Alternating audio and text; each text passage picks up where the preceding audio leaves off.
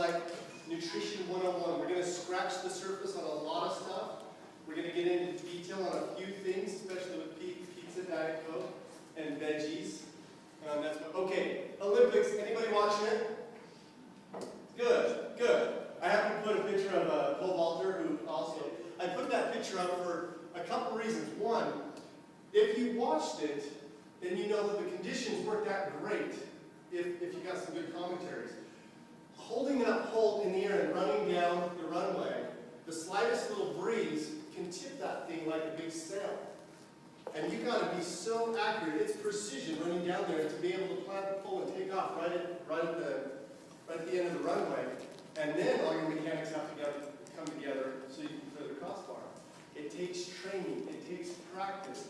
It takes mental strength.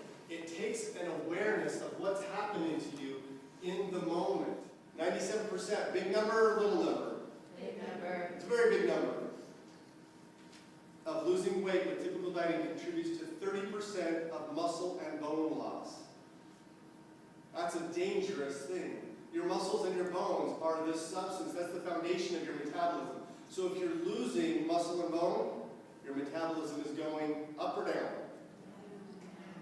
Quick group. Success leaves clues. And if we pay attention to those that have had success with weight loss, we can catch the clues that will work for us as well. Here's these 3 things. May work for you, may not. I'm going to suggest them. Here we go. Number 1, they eat breakfast every single day.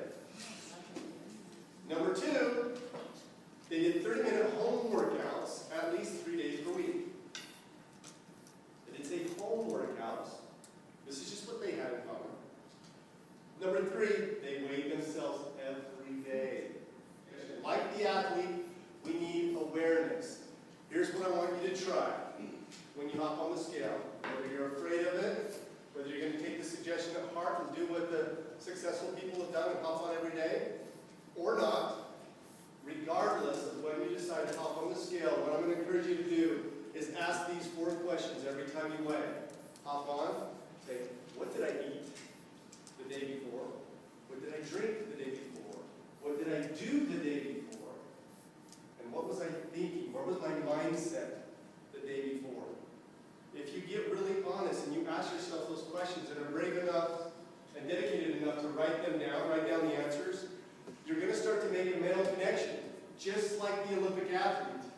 The ones that rise up to the top and get on the medal stand are the ones that pay attention to the little details of water. Now, this is what doesn't make sense for a lot of people. We'll talk about hydration more next week.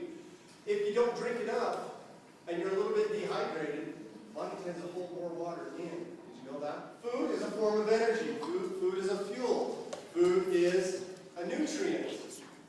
Food is, we're going to talk about food in respect to balance. There are sources of fuel inside of your body, and we want to keep that source targeted toward what? Muscle, bone, or fat? Fat. Amen to that. Here's how the body uses fuel. You've got fat as a source of fuel.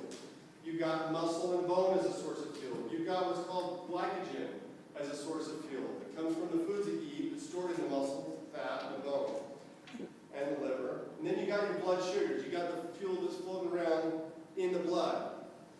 Now, any overflow beyond what the tank can handle, where do you think that goes? Yeah.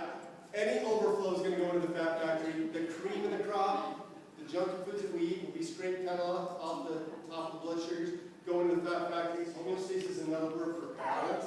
There's different types of balance inside the body. We're talking about blood sugar balance right now. Whenever you have put something in your mouth, you eat it, your enzymes work on it, your digestion kicks in, and it's going to spike your blood sugars to a certain level. And then it's going to balance back out and come back down. Now ideally, this is where you want to stay. See that little wave going across there? You want to stay right in that little sweet spot. Because that sweet spot is what's called beta oxidation. That's when you're primed for fat burning. It only takes 1 bowl of cereal. Now what happens is you very quickly spike your blood sugars. What happens after a spike? Does anybody know? You crash. Here's the problem. We understand that part. And that's the part that all of us think. Okay, we eat a candy bar. I need a quick pickup for energy. I'll just go grab a Snickers. I eat the Snickers. Boom, I'm up. I got some energy.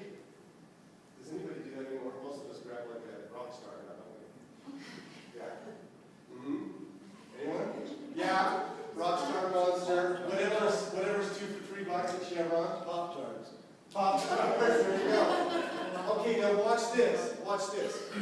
The only thing that we know right now that will bring you back into homeostasis is a full night's rest. Once you come out, you stay out. When you come out of homeostasis, you just switch that fuel tank over to muscle and bone for the entire day. Did you catch that? This is important to catch. So if you wake up early, you have a bowl of cereal, and you pop out of that homeostasis, you spike it, then you crash, the pancreas starts producing insulin, that insulin gets put out there into the bloodstream, and it starts suppressing, increases absorption into the fat and into the muscle, and it starts suppressing the blood sugar, it brings it down, but it brings it down so low that you crash, so low. Then the liver and the pancreas work together to produce what's called glucagon, and that goes into the bloodstream, and it starts bringing up the blood sugars, and then you go back up into a spike. And then you got insulin, then you got glucagon, then you got insulin, then you got glucagon, you're out of homeostasis, you're out of beta oxidation, you are out of the fat-burning fuel source for the entire day until you sleep. You can bring things back into place. You can't come back into homeostasis. So you can control that fuel gauge